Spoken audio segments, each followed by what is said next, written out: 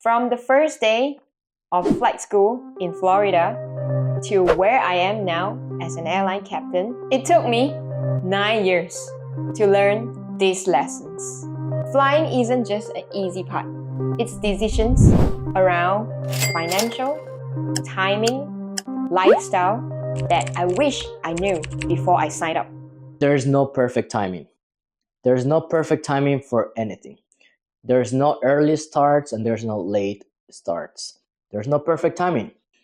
It could be early for me, but it could be late for somebody else. In aviation, we have a lot of people that go to the airlines as a second career.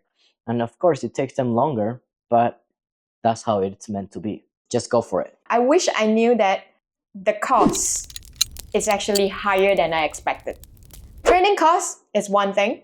They also come with a lot of hidden fees. In aviation, marketing is great.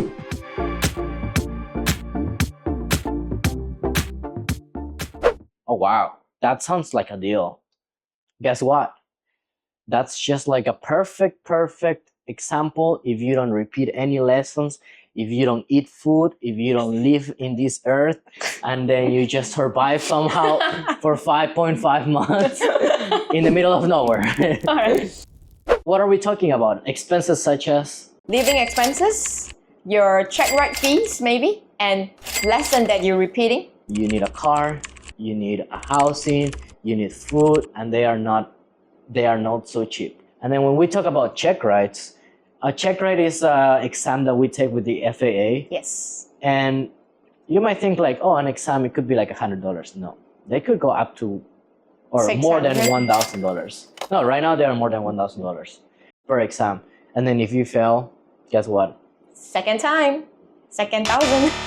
Not just your check ride fee, your medical exam, and headset, charts. Oh, books, they are expensive too. And everything adds up, especially when you're paying like over 200 to 300 hours per hour for flight lesson. Nobody's perfect, trust me. I'm pretty sure a lot of people repeat some lessons in every license that we have. The more time that you're spending on the lessons, that means more money that you're gonna ever spend. Especially when we're talking about flight training, you are just on the basics, and then you're trying to go for a solo. Let's say you have what, 20 to 30 hours, and you're just trying to fly solo.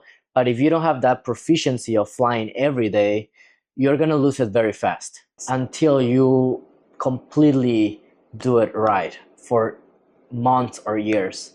So a student solo that doesn't fly for a week because of weather, that means he's gonna need another lesson, most likely. Or more than one. All the flight school aren't the same. I wish I had known what's the difference between Part 141, Part 61, the stability of the instructors, the quality of the fleets before signing up to flight school.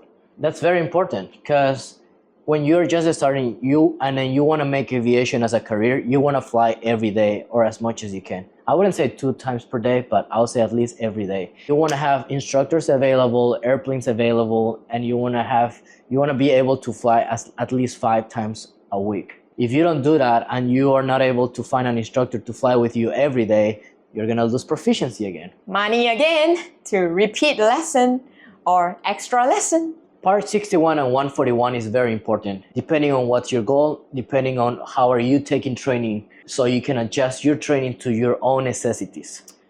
There's people that they have second jobs and maybe Part 61 is a better option, and there's people that they are just doing as college. Instead of going to the university, they are just doing aviation. 141 might be a better job. True. A better option. True. So choose whatever that fits to the pace of your life at that moment while you're pursuing your flight trainings. Failure is just a part of the normal process. I wish I have known that. I have had failures. And what does that matter? It is the lesson learned. Failures, of course, create memories, unforgettable memories. What most importantly is the lesson learned. If you go to an interview, a lot of people might think, oh, yeah, I failed on this check ride, so I'm not going to get hired for that. If you learn from that lesson and you can explain to the interviewers in HR that a failure only makes you stronger, then that's a good lesson learned. And it's not only for you, because you will pass this failure to your students, to your friends, and they will learn from there. We're humans. We fail all the time. I wish I know before starting flight training, networking is as important as your flying skill. The people that you came across during your flight training. You never know. Your teammates, your classmates, your instructors, check airmen, DPEs, those can be the person that recommending you for a job. Even your students can become your own bosses later. They might have enough money to have their own plane and they're like, hey, I like how you teach. You want to start flying for me? I wish I knew before stepping into the airlines. Seniority is everything in aviation, especially in the airlines. So we're gonna have the example of, we have a trip during the weekend going to Toronto. Yeah. So you can go, enjoy the downtown, enjoy the city, enjoy the food and everything. And we have another one going to Watertown during the weekend. Like it's in the middle of nowhere and you can barely have like 1 or 2 restaurants around.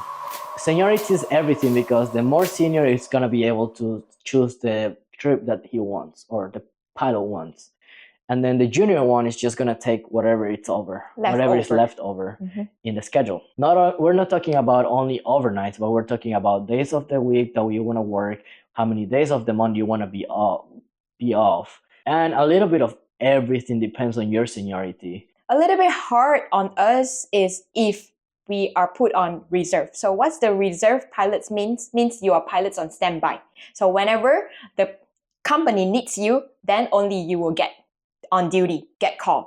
So you're on call for 12, 14 hours, or if you're long haul reserve for 24 hours, I think. Checks. So yep. If you don't live in your base, then that means you have to go to your base and live wherever you want to be as long as you are within 2 hours.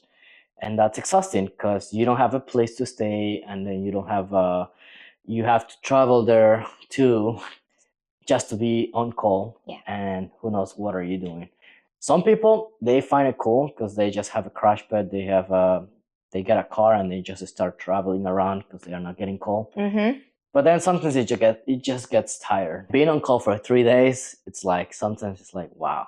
Depends, like maybe if you have a second project and you're just working on that, like us, it's cool. Like you need more days off. So it's like, okay, that's fine. Yep. But sometimes it's not. Being a pilot in the airlines, it's already a lifestyle for us. It can affect your sleep cycle. It can affect your health. It can affect your relationships or your connections with family, friends, your loved one. On the other side, it's maybe you have to wake up at 2 or 3 a.m. because you have a 3 or 4 a.m. report time. Oh, tell me about it. So you have to adjust your sleep schedule to a very early thing.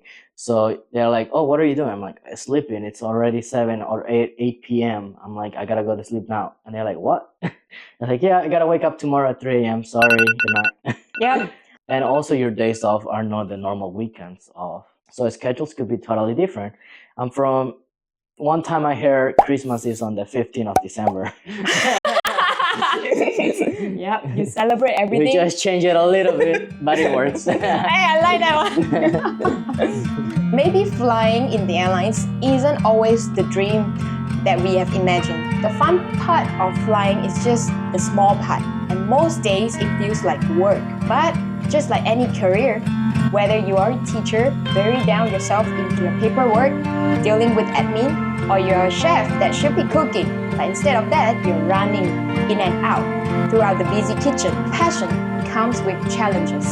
So through it all, this journey gave me resilience, people skills, and that every decision of the runway matters, just as the ones in life. These 9 years that shaped me out, not just the pilot, but also the person that I am today. If you are just starting out, learn from my 9 years, wins and mistakes. And if you're already flying, and share in the comment down below that what you wish you knew before starting your flight training. We hope you liked this video. Please make sure you like, subscribe to this channel, and let us know in the comments everything that you wish you knew before you start your career. And once again, welcome on board.